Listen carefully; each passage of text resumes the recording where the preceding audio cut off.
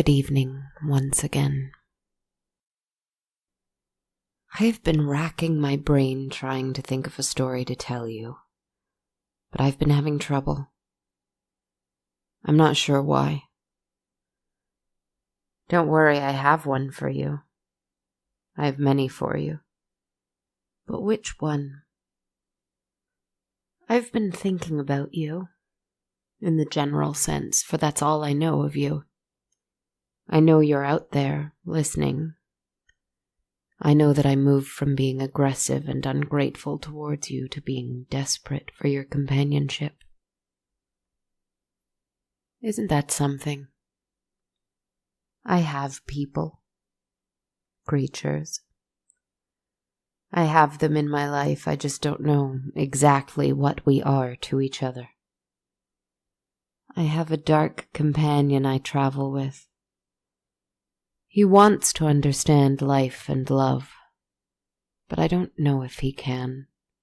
I sorrow for him for this, but perhaps I ought to sorrow more for myself, who has no other choice but to travel with my ghastly beloved. He breaks my heart.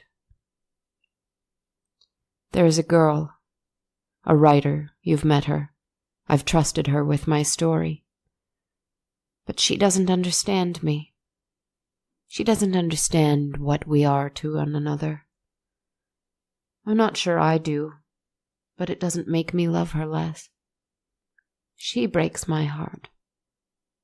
There was a man, and then there was a ghost. One and the same.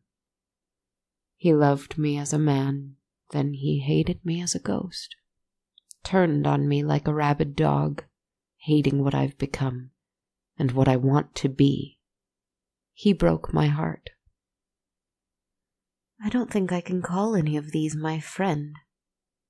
Perhaps this is why I call you my friend. Is this astute? Do you accept that? I'm sorry. I'm so sorry. Just let me tell you a story. There was once a wealthy woman who lived in a time and place where there was a great divide between those who have much and those who have little. But then again, is that not most times and most places? She was a widow, but her mourning period had been short. She had not married for love, and so to be left alone with her husband's fortune was no tragedy to her. She thought of herself as someone who had many friends. But that wasn't quite the case, for she was not quick to do any kindnesses for anyone. She merely had guests who she would host at grand parties, a decadence she could afford more than several times a year. She would only invite the most aristocratic, impressive, well-to-do people, and the ironic thing was that they came to her parties and called her friend, though none of them would do her a kindness in a time of need either. That wasn't the way of these people. Their way was to take what they needed and give as little as possible. They acted friendly in each other's presence, but were quick to mock and criticize the other behind their back. Everyone was jealous of everyone, and yet their greatest fear was being disliked. For all of their majestic halls and parties full of flowers and their love of everything that looked pure and beautiful, their souls were full of pain and ugliness, and none more so than this woman.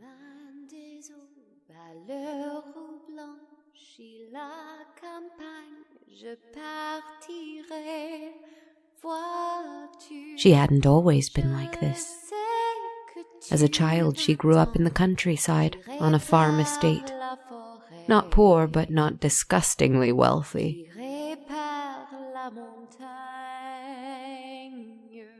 She hadn't had nearly the amount of friends she had now, but she did have one best friend, a strange little boy, dressed in torn rags in a style she had never seen before, from a neighboring home somewhere in the forest where she wasn't allowed to go. He was much poorer than her, but they shared everything. They shared the summer sunrise, the soothing breeze over the hills, the tadpoles in the lake. They never noticed or cared about the differences in their family's wealth, for children don't notice such things. They only knew that running in the field together was the best feeling in the world. They knew each other's secrets and wishes. They knew each other's needs and wants before they could even voice it.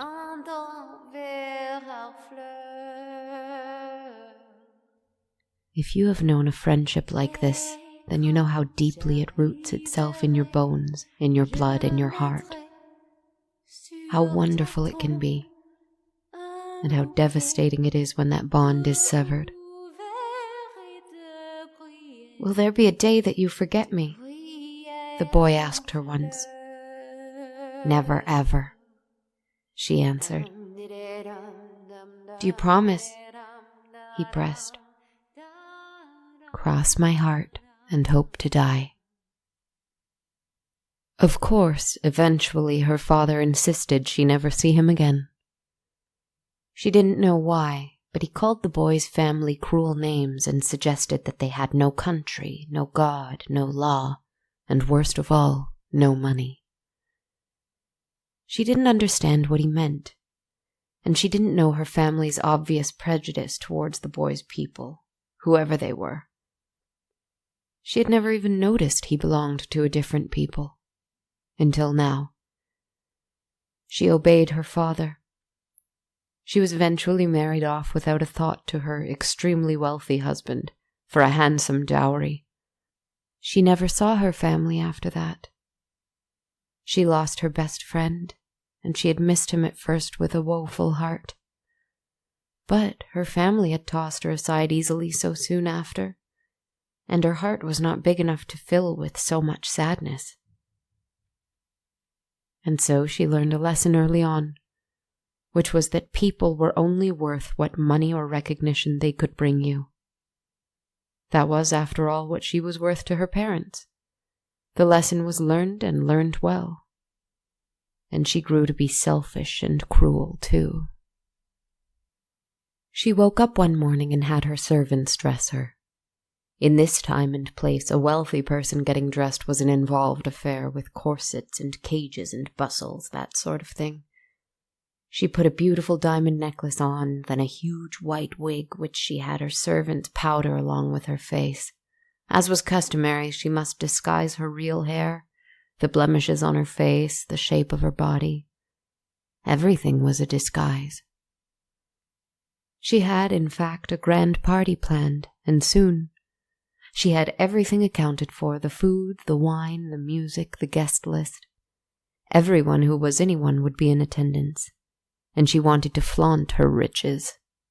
She wanted to look resplendent. She went out to purchase a new wig, a new dress, a new necklace. She didn't know.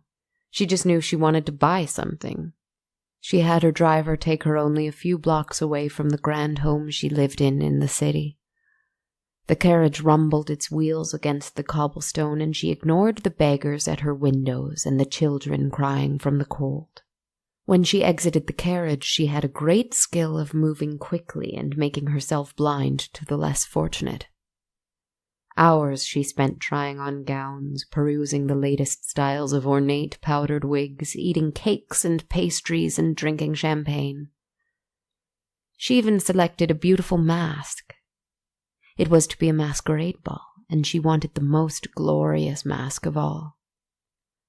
It was gold and ivory. At its forehead sprang the head of a golden bird, and from its temples stretched out two great golden wings. Ah, it was perfect. She would be the most opulent thing there. When she left the last store, just as the sun had only now begun to set, there was a man waiting outside, waiting for her outside her carriage. He wore brown, shabby clothes, in complete contrast with her beautiful gown. He was her age, she could tell, though his face was masked in shadow. And yet somehow, despite the fact that he was clearly beneath her in terms of money and class, he seemed familiar, like a long-forgotten dream she once had. beautiful lady," he said to her, removing his hat and bowing low, though in the dim light she still couldn't make him out. "May I ask one thing of you?" She stopped in her tracks. Normally she would ignore a person like this, but he seemed to welcome her, and his voice echoed deep into her long frozen heart, and she had to listen to him. "Yes," was all she said. "Your time," he said, and she caught the hint of a smile. "Just your time. A little time of yours at the party you'll be hosting tomorrow. That is all I ask." She eyed him up and down. "I doubt you have an invitation," she said suspiciously. He shook his head. "No, but I should like one, and I feel I am owed one." She laughed. "I'm afraid that's impossible. My guests would be mortified." He suddenly seemed so sad, so disappointed. "It is not that I am too poor, but that your fine guests are too rich?" he asked. This gave her pause. "I suppose you could say that, if you like." He nodded somberly, and he tipped his hat once more and walked away. Who was he? Why did he presume to think that he could possibly come to her fete? She puzzled over this all night. She tried to tell herself it was ridiculous, the very thought of some pauper attending. Her guests would speak of nothing else for years to come. That night she had a dream for the first time since she was a child. She never remembered her dreams, but this one burned into her mind and stayed there. She ran through the forest near her country home, into the part of the land she was forbidden from entering, and yet somehow she could picture it perfectly. And her best friend in the whole world, the only person she ever really believed truly to be her friend, her sweet soulmate, held her by the hand and led her through the trees. He didn't turn to look at her, and so she couldn't see his face, but still, they laughed and they ran, until they reached a cliffside, the bluffs that she was forbidden from playing near. And her friend suddenly stopped laughing and stood still as a statue. She felt suddenly terrified. He started to turn around, so slowly it was almost imperceptible, this movement. But she didn't want to see his face. She was afraid to see his face. She woke up before she could. The next day was full of preparations for the party. She soon forgot the man at the shop and the dream from the night before. She was excited. She wanted the whole city talking about how she had outdone herself. The hour came. Oh, she had indeed outdone herself. The hall was bright and sparkling, crystals dripping from every corner of the room. Beautiful, delicate music rang out. The rich smell of incense and spices filled the air. And she wore a huge gown of gold and white that took up an immense amount of space as she walked. Her hair was enormous, white as a swan and taller than even the wigs the ladies sported at court. Her pure gold mask shimmered and shone. She indeed looked like a great golden bird. She was pleased. One by one, guests arrived. She greeted them with false joy and over-the-top affection. She loved the looks of outrage they tried to suppress when they saw just how extravagant she had been and how they would have to spend a fortune to top her efforts. Everything was going as planned. Over 100 people came. The ballroom was full of dancing couples, the drinking of champagne, the telling of gossip. She danced, she drank, she gossiped. And while she did have a little bit of glee at the jealousy of others, it felt so much more hollow tonight. But she shoved that emptiness down and away into a secret place in her heart and forgot about it. Until, late into the evening, she wandered around making sure she spent a moment with everyone, making sure they saw her in all of her glory. As she walked around, she caught a glimpse of someone among the crowd, someone who made her heart stop. They wore shabby brown clothes, pauper's clothes, and yet their face was covered with a mask. Not just any mask, a golden mask, with great golden wings and a bird's head and an ivory face. She couldn't believe it. She was told it was one of a kind. It certainly had cost enough to ensure that it was one of a kind. But apparently even the poor could afford it. She felt a great rage boiling within her. She tried to follow the figure through the crowd but lost them. Turning around, she saw another guest in even dirtier rags wearing the golden mask on their face. She tried to pursue this guest, whirling around as if possessed through every crack in the crowd and every corner she turned. There was a wretched individual wearing the same golden mask as her. She was humiliated and furious. She called for her servants to come and eject these individuals, but no one came. In fact, the more she walked and the more she turned, the more she realized that the room was more and more crowded with these filthy tramps wearing her mask. There must have been 15, no 20, no 30, even more, and it seemed the number of everyone else. The people she had invited was dwindling and dwindling until none of them were left. Realizing that all of her false friends, these rich, powerful people she had hoped so much to impress, were gone, she stood in the center of the room, fuming. But the people in the gold masks stood around her, not moving. They didn't dance, they didn't drink, they didn't gossip. They just watched her. She tried to see their eyes from behind their masks, but was unable to. Many had bare feet and dirty hands. Many were old, many were far too young, most looked hungry, most looked sick. "Get out," she screamed at them. "Get out of my house." They didn't move. "Why won't you go? What do you all want?" No one answered her.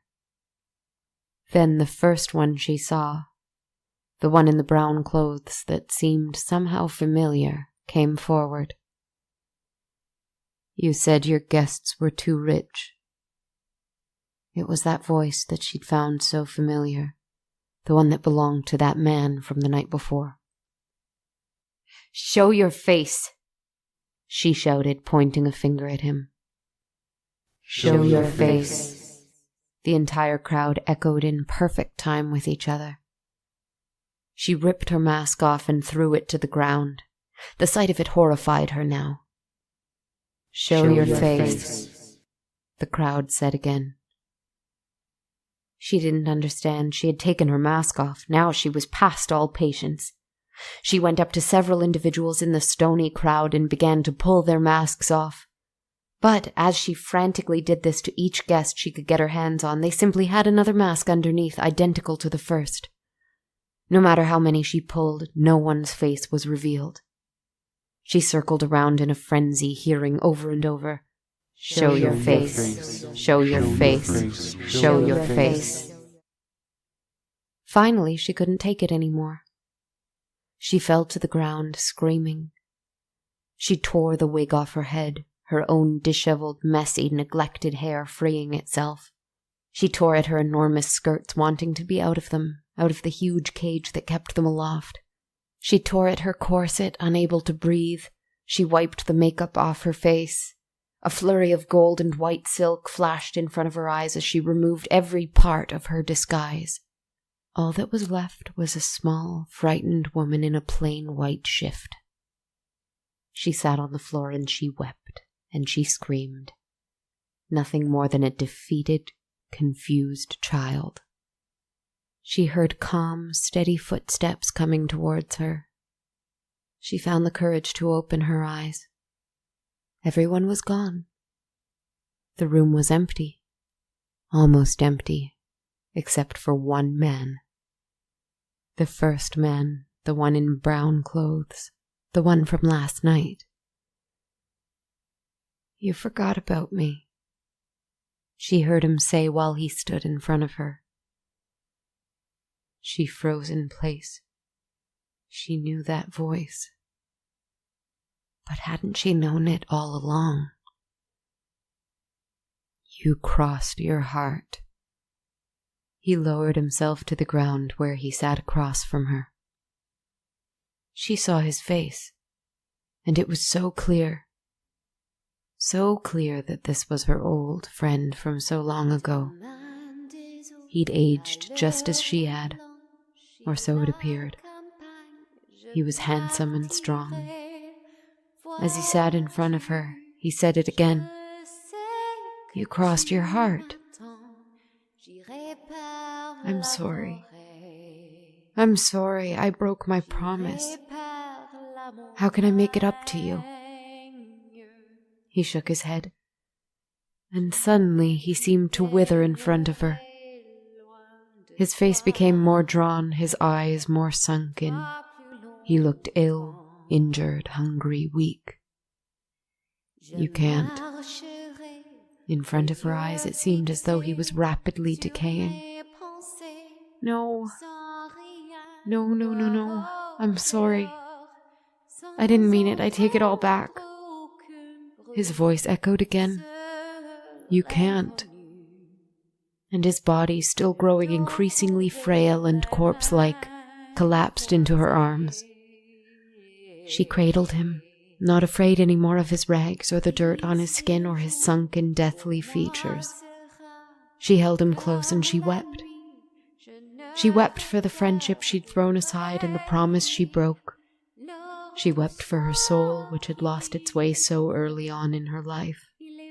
She apologized over and over, but the man in her arms turned to bone and dust, and even that disappeared. And she was left alone. And then she wept not for herself, but for him, for her only and best friend in the world, whom she had abandoned, and who must have died very recently without a friend. And he did this last thing to her, or perhaps for her. You see, I'm sure you must be sad for her, my friend. I was when I heard the tale. But then you must know what she did after that. She sold her great riches. She abandoned elaborate gowns and wigs and parties and champagne. She went forth and met people. Not the rich, influential people she already knew and had tried to impress. She met people from every walk of life. She talked to them sincerely and honestly. She made friends in every sense of the word, and she opened her home to them, fed them, made them laugh, shared summer sunrises, soothing breezes, and lakeside tadpoles. And at her deathbed, for I was there at her deathbed, she told me she saw a little boy, a messy little boy wearing rags, laughing. And you know something? I saw him too. And shortly thereafter I saw a little girl holding his hand and laughing with him. A little girl who had not yet learned about the cruelties that society can breed so readily, but who instead knew only of friendship and kindness and its laughter, its light, its love. I knew at that moment that she had died. But I don't think we really die. I don't know. But I did see two children run away, out of the room and down the stairs and into the night, laughing as they went. Don't be sad. I don't want you to be sad. I want you to be my friend. Good night, my friend.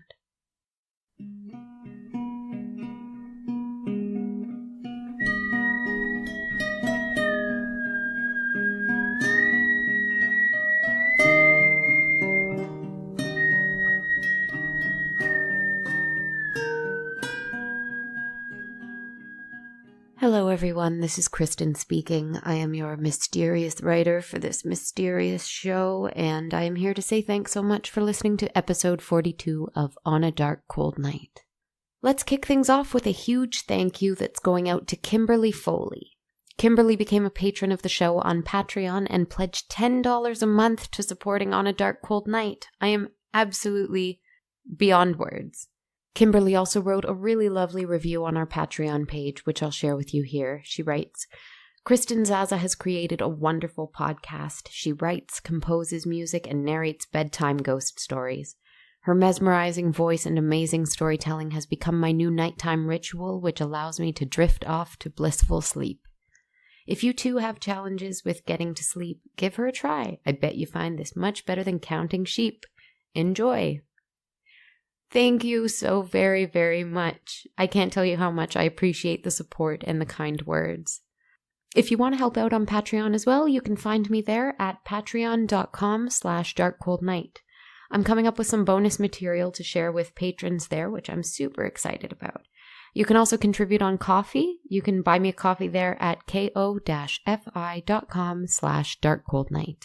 A free way to help out is to listen to the show on the Radio Public app. It's free for you to use, but every listen I receive there counts towards a paid listen for me, so it's pretty much a win-win. Check out what they're doing over at Radio Public. It's a really neat initiative. Finally, if you like what I do, I'd also love it if you left a review for the show on iTunes, Stitcher, Podknife, or anywhere else you want to share words about the show. Social media is also great. You can follow me and write your thoughts on Twitter. On Twitter, I'm at A Dark Cold Night. On Instagram, I'm Dark Cold Night Podcast, and I have a Facebook page as well. Anyway, thank you again for listening. Time moves on as it does, and it's almost December, which is pretty unbelievable to me. But we're perpetually fascinated by the fact that the calendar moves quickly, aren't we? At any rate, have a great night, everyone, and a great week. Until next time.